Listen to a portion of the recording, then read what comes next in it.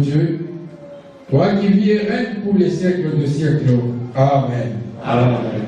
Amen. Amen. Que Dieu vous bénisse. Ce matin, nous continuons de parler de la maison de Dieu. Alléluia. Le dimanche passé, notre berger nous a parlé du pourquoi. Et pourquoi nous devrions nous réunir. Ce matin, nous allons aborder un autre aspect du même sujet. Qu'est-ce qui se passe quand nous nous réunissons? Amen. Il nous a dit que nous nous réunissons parce que Dieu le veut.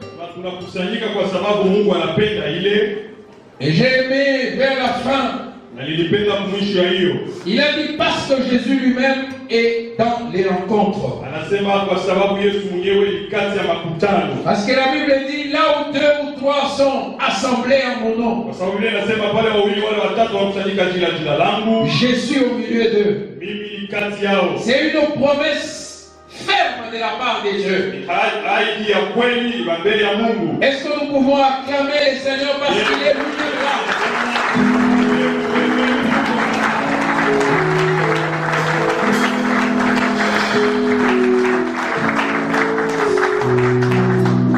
Dans les cultes de Dieu lui-même là, il est là pleinement et totalement. Il ne laisse pas une partie de lui en dehors. Quand il est dans les cultes, il est là complètement. Dieu est ici ce matin. Il est là. Parce que nous sommes réunis en son nom. Il est là. Il est là comme roi. Il est là comme Seigneur. Il est là tout puissant. Il est là Jéhovah Jireh. Jéhovah Tikenu. Jéhovah Rapha. El Shaddai Elroy. Il est là pleinement. Il ne laisse rien qui lui appartient. Il est là. Cette maison, nous devons y venir, non seulement parce que Dieu est là, mais parce que c'est un lieu du donner et du recevoir. La maison de Dieu est un lieu du donner et du recevoir. C'est le lieu où se passe l'application spirituelle est plus importante de notre vie. C'est là où il y a des choses extraordinaires qui se passent lorsque nous venons dans la maison de Dieu. La maison de Dieu n'est pas seulement la partie ici. Non. Lorsque nous y venons, nous y venons parce qu'il y a un service. Nous y venons parce qu'il y a un culte. Ce bâtiment que vous voyez, avec les cultes qui se déroulent, ça devient un lieu extraordinaire.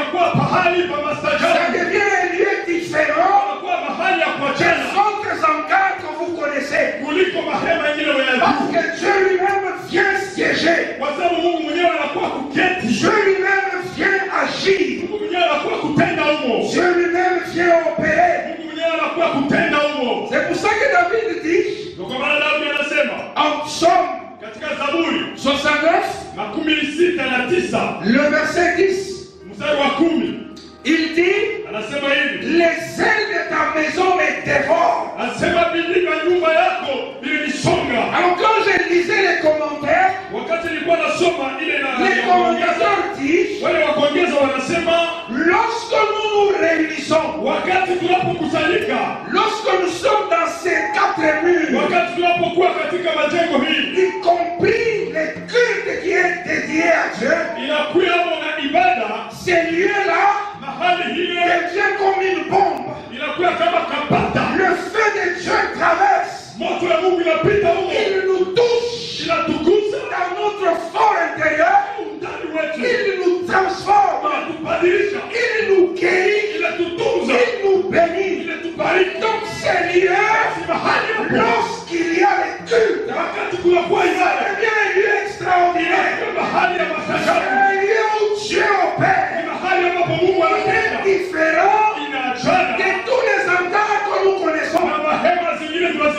Certainement ce sont les briques.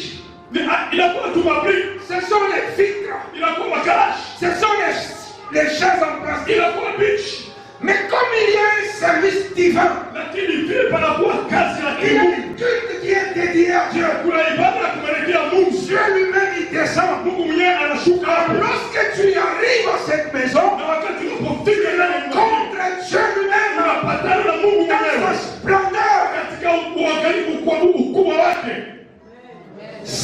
Quand nous sommes réunis en culte, ce milieu devient comparable à Goshen en Égypte. Lorsque nous sommes réunis en culte, lorsque nous y venons, ça ressemble à Goshen en Égypte. Partout il peut y avoir des cris. Mais parce que la présence de Dieu est là, il y aura des cris de joie. Ailleurs il y a des cris de pleurs, de douleur. Mais dans sa maison, parce qu'il y est lui-même, il y aura des cris, mais des cris de joie et de consolation. Parce que Dieu y est. Il peut y avoir des ténèbres, mais en Seigneur il y aura la lumière. Parce que Dieu lui-même est la lumière. Donc la maison de Dieu, lorsque le culte y est célébré, c'est un lieu extraordinaire dans lequel nous devons aller avec joie, dans lequel nous devons aspirer. Ce n'est pour rien. Comme David pouvait dire, oui, le bonheur et la grâce m'accompagneront tous les jours de la vie. Je désire habiter dans ta maison jusqu'au soir de ma vie. Parce qu'ils avaient expérimenté cette maison, elle est différente d'autres maisons. Parce que le roi des rois, il siège lui-même. Parce que le roi des rois commande les opérations. Parce que le roi des rois visite le peuple. Parce que le roi des rois vient consoler. C'est un lieu extraordinaire. Même s'il n'y a pas de l'or, même s'il n'y a pas de diamant, lorsque tu quittes chez toi, tu dis je vais vers la maison de Dieu. Sache que tu vas vers un lieu extraordinaire. Il va changer ta destinée. Dans ce lieu, la destinée des hommes et des femmes change. Parce que l'ancien jourier, celui qui a existé avant le jour, celui qui existera après le jour, il y est. Comme il y est, l'avenir peut changer. Les choses peuvent tourner. Ce n'est pas une maison comme une autre. Viens avec un autre esprit. C'est comme le prophète disait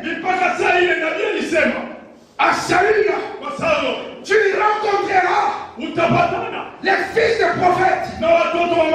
Tu prophétiseras avec eux. Et tu seras changé en un autre homme. Lorsque tu viens au Seigneur, tu ne rencontres pas les fils des prophètes, mais tu rencontres le Seigneur des prophètes.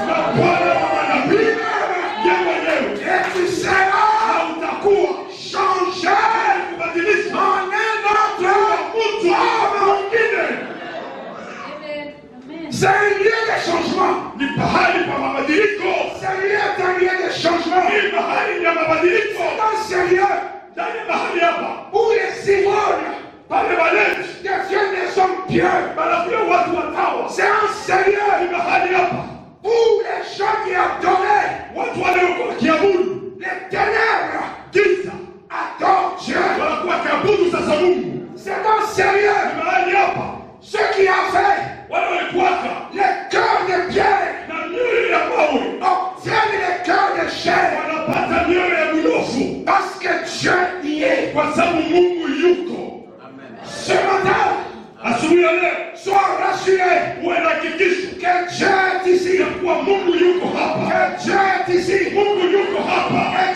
restera pas le même. Dès l'instant où tu es entré, ta vie a commencé à changer. Ta vie a commencé à changer. Que ta vie changerait. Au nom de Jésus. Au nom de Jésus. Au nom de Jésus.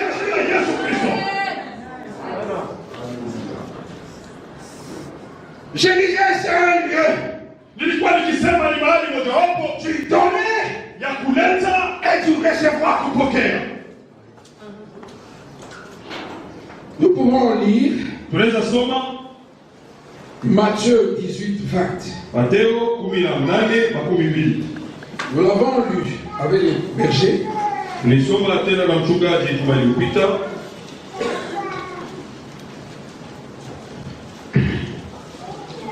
Car là où 2 ou 3 sont assemblés en mon nom, je suis au milieu d'eux. Alors, ce lieu est un lieu de donner et de recevoir. La première des choses que nous devons savoir, en ce lieu, Dieu nous donne sa parole. Alléluia. À beaucoup d'autres circonstances, Dieu parle. Dieu enseignant du culte, Dieu parle prophétiquement par sa parole. Je pensais qu'on allait acclamer très fort les Seigneur. Ici, il nous parle prophétiquement par sa parole. Parce que tous les jours, Dieu nous parle tantôt d'une manière, tantôt d'une autre. Il nous parle par les circonstances, comme le coronavirus. C'est une circonstance par laquelle Dieu nous a parlé. Il y a des gens qui ont reçu des leçons. Et plusieurs autres. Dieu nous parle par les conseils. Dieu peut nous parler par les proverbes. Dieu peut nous parler par les sagesses. Les sagesses de nos tribus, de nos clans. Dieu peut nous parler. Il y a des sagesses dans chaque pays. Des adages. Ça peut, Dieu peut nous parler par ça. Il peut nous parler par les épreuves. Il peut nous parler par les châtiments. Parce qu'il a parlé, on n'a pas écouté, il nous châtie pour qu'on comprenne. Donc il peut nous parler par les rêves, par les visions. Mais lorsque nous nous réunissons ici dans les cultes, il nous parle principalement par sa parole. Il nous parle principalement par sa parole. Et la parole, il envoie et opère des choses extraordinaires dans nos vies. La parole que nous écoutons, ce n'est pas un simple discours, mais c'est l'agent de Dieu pour accomplir les décrets divins. La parole, quand on l'annonce, c'est Dieu qui nous parle. Ça peut être le rêve ou le logos. Mais il vous parle principalement par sa parole lorsque nous sommes réunis comme ça. Et cette parole-là vient faire des choses extraordinaires que l'on ne comprend peut-être pas. David dit, Psaume 107, le verset 20. Il leur envoya sa parole. Et sa parole les guérit. La parole de Dieu nous guérit. Cette parole que Dieu envoie, elle nous guérit spirituellement. Elle nous guérit physiquement. Il y a des gens qui ont été ou qui ont expérimenté des guérisons extraordinaires sans que personne ne les touche.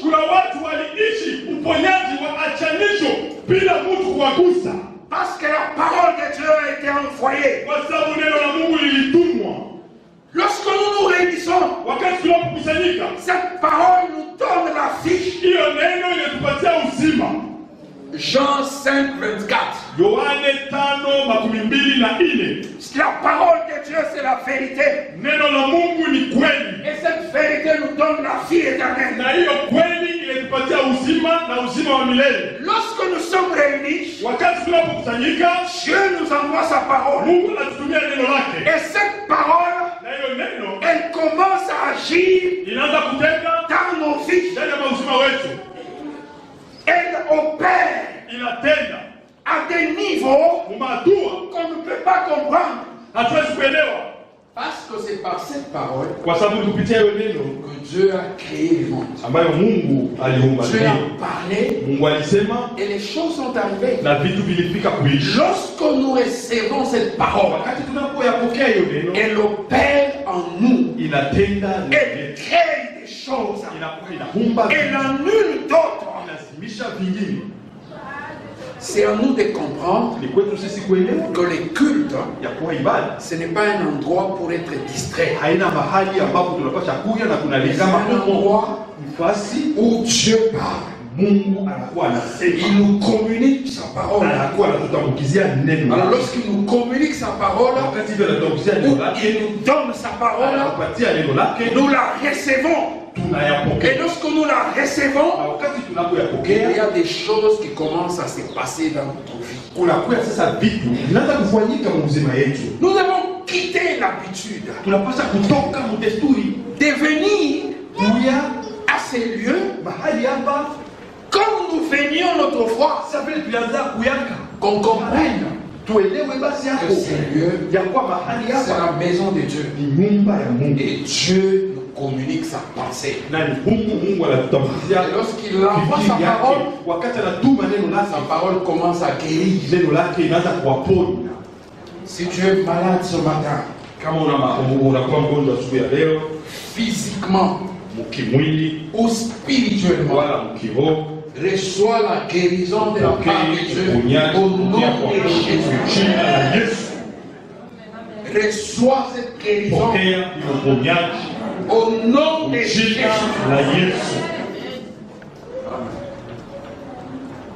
Si tu étais déjà mort, ta vie était morte. Et les choses qui vont avec la vie étaient déjà mortes. Ce matin, reçois la vivification. Que la parole vivifie. Que la parole vivifie. Que la parole vivifie. Que la parole vivifie. Tout ce qui était mort, au nom de Jésus. Au nom de Jésus. Quitte les cadavres. Quitte la tombe. Au nom de Jésus. Que la vie de Dieu, la vie sauvée, la vie divine, entre dans ta vie. Au nom de Jésus.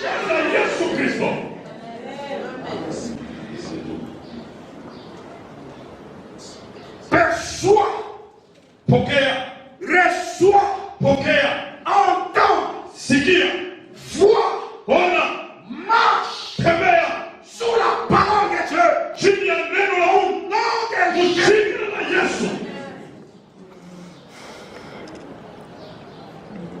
Remonte du gouffre dans lequel tu étais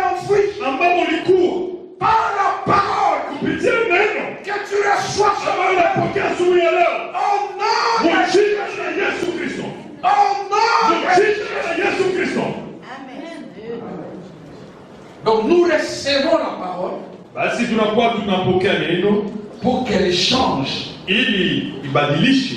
C'est pour ça que Dieu dit, Ndio kwa maana Mungu anasema celui-ci est mon fils bien-aimé, huyu ni mwanangu niliyempendelea, en qui j'ai mis toute mon affection. ndani yake nilitia mapendo yangu kubwa. Écoutez-le, Mumusikilizeni, écoutez-le, mumusikilizeni, écoutez sa parole, musikie neno lake, marchez avec sa parole. tembeeni na neno lake. Donc quand nous venons au culte, quand Basi wakati tunakuja ibada kama tunakuja hivi asubuhi, il y a des choses qui tombent de votre vie kuna vitu vinaanguka toka maisha yenu sans que personne ne vous touche, bila hata mtu kukugusa, parce que seulement vous entendez cette kwa parole. sababu tu unakuwa ukiasikia neno lake Mungu. Donc dans les cultes, Basi ndani ya ibada, parce que Jésus est là, kwa sababu Yesu yuko, c'est comme dans un conseil des ministres. ni kama katika ile shauri la waziri, Le président, bale wanatangulia ile que shauri, ce soit si c'est le premier ministre qui préside kama ni waziri wa kwanza ou le président qui au préside, president mwenyewe ndio il est anatangulia, en train de parler. eko anasema Et les avocats disent, na watetezi wanasema la parole du chef a force loi. neno la kiongozi inakuwa kama sheria. Donc, Basi quand Jésus parle, wakati Yesu anasema, que ça soit iwe au travers d'un enfant, kupitia mtoto kidogo kidogo, un adulte, wala mtu mkubwa, un vieillard, wala mzee, ce sont les décrets, inakuwa ni matamko, ce sont les ordonnances, inakuwa ni kama sheria, ce sont les publications inakuwa matangazo, qui ne peuvent haiwezi kamwe être révoquées par qui que ce soit. kuzimishwa kwa yeyote. Quand lui parle, Kama yeye anasema, c'est pour ça que la Bible dit, wala Biblia inasema tout est yote iko oui ndio et amen na hanina en Jésus. ndani ya Et quand il parle, Sema wakati anasema tout s'incline. yote inapiga Alors, magoti. quand nous sommes dans les cultes, Sema wakati qui tombent, kuko vitu il y a vinatangulia, des choses qui quittent, kuko vitu il y vinahama, a des démons qui fuient kuko mademoni yanakimbia de vos vies, toka maisha yenu, de vos affaires, toka de biashara vos yenu, maisons, toka manyumba yenu, sans que personne ne le leur dise, sema hata mtu kuna kuambia, parce que seulement kwa sababu tu la parole de Dieu neno la Mungu a parlé. ilisemwa. Donc, Sema quand nous venons au culte, kuya kuibada, nous venons kuya pour un changement. juu ya mabadiliko. Alors, sa parole, Basi neno lake Dieu la donne, Mungu analeta, nous la recevons. sisi tunayapokea. Autrement dit, Namna nyingine ya kusema, Dieu donne sa parole, Mungu analeta neno lake, je reçois la guérison. napokea uponyaji. Je donne sa Mungu parole, analeta neno lake, je reçois la délivrance. napokea ufungulivu. Je donne sa Mungu parole, analeta neno lake, je reçois la sanctification. napokea utakaso. Je donne sa parole, l'aveuglement tombe. Je donne sa parole, la surdité tombe. Je donne sa parole, là où je ne pouvais pas marcher, Pale sikuweza kutembea, je commence à marcher. naanza kutembea sasa. Parce que Kwa sababu dans les cultes, ndani ya ibada la parole de Dieu neno la Mungu est prépondérante. inapita kila kitu. C'est-à-dire, il y a le temps Ni kusema huu wakati où nous parlons aussi, pale nasi tunasema, mais ce n'est pas ce qui est plus important. lakini haina ile tu ya lazima Mais sana, c'est ce que Dieu lakini ya lazima kabisa ni ile lui parle. anasema nasi. Alléluia. Amina. Alléluia. J'ai aimé le ce qu'il a dit dimanche. Nilipenda ile mchungaji asema siku ya Juma. Nous pouvons être là tous, Tunaweza kuja pale wote, mais nous ne recevons pas de la même manière. lakini atupokee namna moja moja. Vous savez, Unajua, on peut, Dieu est en train de parler. unaweza Mungu eko anasema, Celui-ci moja entend anasikia la même parole, neno la même moja, pensée fikiri moja moja dans son mariage. anaisikia lakini kuambatana na ndoa yake. L'autre l'entend dans son travail. Mwingine anasikia kuambatana na kazi yake ya mikono. L'autre l'entend mwingine anasikia dans sa vie de tous les jours. Kuambatana na maisha yake ya kila siku. C'est la puissance, ni uwezo indescriptible ambayo tunaweza kuyafasiria de la parole de Dieu. Ya neno la Mungu. Je disais que le culte, c'est le rendez-vous du donner et du recevoir. Dieu donne sa parole. Mais qu'est-ce que toi tu reçois? Alors, il n'y a pas que Dieu qui donne et nous recevons dans un culte. Non, nous donnons aussi. Dieu reçoit. Alléluia. Amen. Est-ce que nous pouvons acclamer?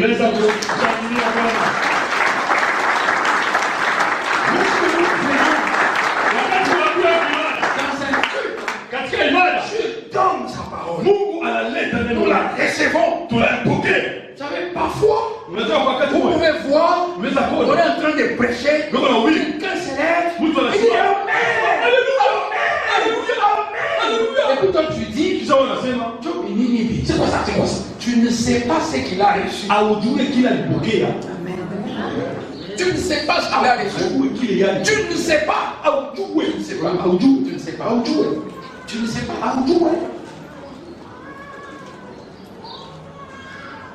Alléluia. Mais viens au moins avec deux attitudes. Je veux recevoir ce que Dieu va donner. Et je veux lui donner pour qu'il reçoive. Alors, qu'est-ce que nous donnons? Nous donnons des parfums qui montent vers le trône.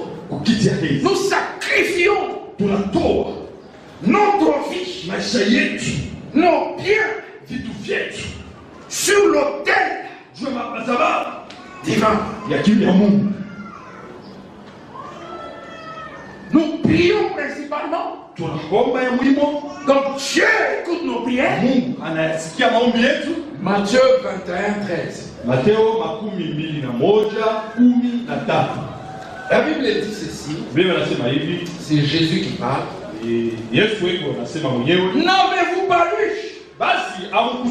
qu'il est écrit que ma maison sera dite maison de prière? Vous en faites une caverne de vendeurs, une maison de commerçants. Non, ma maison, c'est une maison de prière. C'est une maison où on offre à Dieu des prières qui montent comme des sacrifices, des bonnes odeurs, comme des sacrifices de reconnaissance, comme des sacrifices de louange, d'adoration à Dieu. Donc lorsque nous venons au Seigneur, nous venons donner à Dieu cela. C'est pour ça qu'en un roi,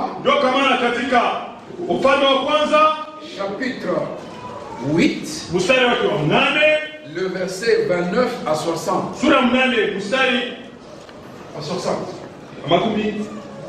29 à 60. C'est lié à la dédicace du temple, la maison de Dieu. Alors il y a Salomon qui parle de beaucoup de choses là. Lorsque la contagion viendra, si le peuple vient au Seigneur, il prie, tu l'exauceras. S'il y a une maladie qui frappe dans la ville, le peuple viendra au Seigneur, il évoquera ton nom et tu exauceras. Lorsque l'insécurité envahit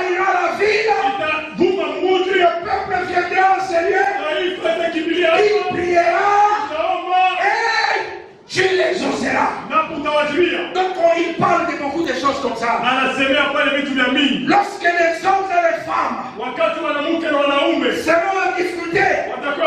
Ils viendront au sérieux. Ils invoqueront ton nom. Et tu les exauceras. Est-ce que vous allez me compléter? Lorsque le peuple aura la pandémie dans sa ville, et qu'il viendra dans ses milieux, et qu'il priera, et toi Dieu, lorsque la ville sera dans l'insécurité, la ville de Lubumbashi, les mouchoirs viendra dans ses lieux, ils prieront, et toi Dieu,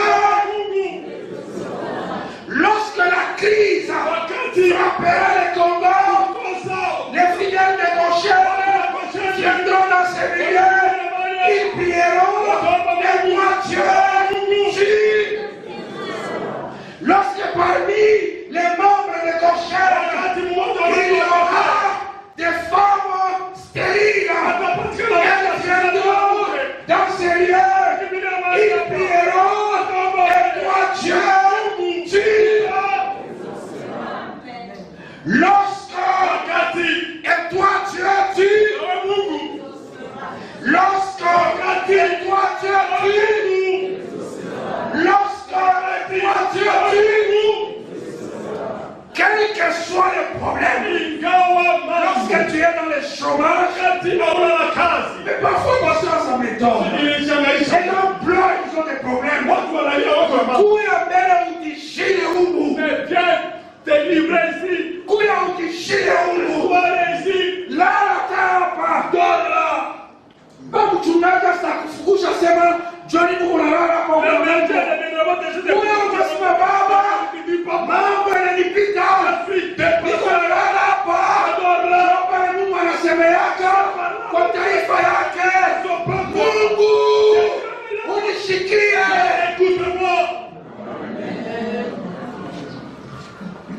Donc ici,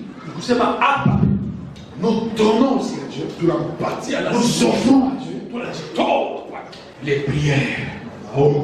Et lui, il nous retourne à la l'exaucement. Alléluia. Il n'y a pas que les prières, l'adoration, les actions de grâce.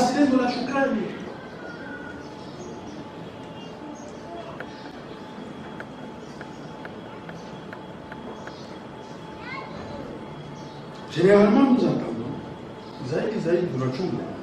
qu'on vienne nous rappeler que nous devons amener les actions de grâce. D'ailleurs, c'est écrit ici. Dis-moi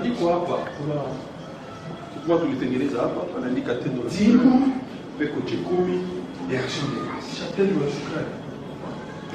Dieu fait des choses qu'on ne peut pas évaluer. On ne peut pas évaluer. Ça, oui. En sérieux, nous venons avec les reconnaissances, avec les actions de grâce.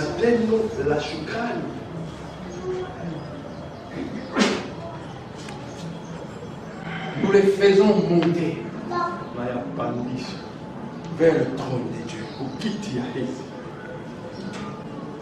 Il dit, ma maison sera une maison de pierre et non une maison, une caverne des marchands. Qu'est-ce que ça voudrait dire? Ce n'est pas un lieu de distraction. Comme maman pasteur nous a prêché le jeudi.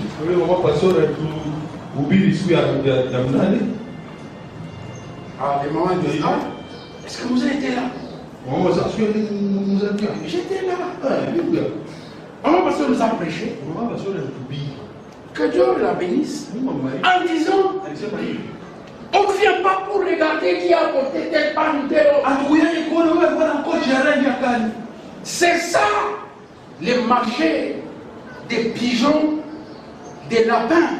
John Soko, il y a un tomson dans l'église. C'est la distraction sur les choix. Comme le berger le disait, je ne vais pas sur le regarder. Non, non, mais ce que vous êtes donné là, parce que j'ai un deal. J'ai un deal avec lui. Ici, ce n'est pas un endroit de deal. Non, non. Et si nous venons pour adorer, élever le roi des rois, je n'ai qu'à faire des Élie, je n'ai qu'à faire de l'ancien Mathieu, je n'ai qu'à faire de l'ancien Tony, qu'il soit là ou pas, je viens pour Dieu, je viens pour Dieu. Oh, ça va te mener à China pour j'ai donné un chef au protocole. Ça s'achète. Je n'ai qu'à faire de la présence de tel ou de tel. J'ai besoin de la présence divine. Si tu es là, parce qu'il sera toujours là, parce qu'il est fidèle. Ça me suffit. Je peux prier. Je peux faire monter le parfum de bonne odeur. Et quand ça monte, je donne mon corps. Je donne mes biens. J'accompagne avec la prière. Et quand ça monte,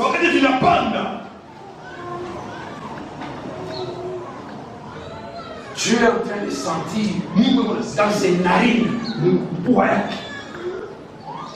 savez, l'anthropophication, vous connaissez ça monte.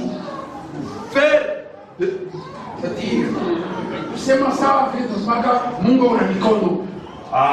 Kumfanya Mungu kama mtu. C'est seulement pour nous aider à comprendre certaines choses. Quand les parfums là montent, Dieu dans ses narines sent bien. Commence à chercher c'est qui.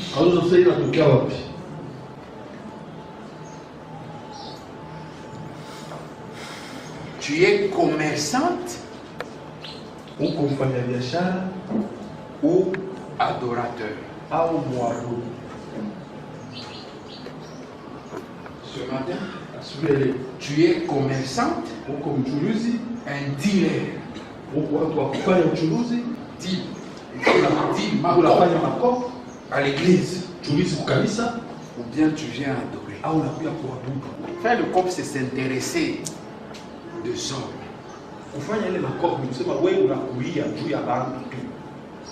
Savoir comment ils sont venus, qu'est-ce qu'ils ont. Tu as vu? Tu as vu? Non, je n'ai pas vu. Parce que moi, quand je suis entré, je ne voyais que Dieu. Alléluia! Que Dieu nous bénisse.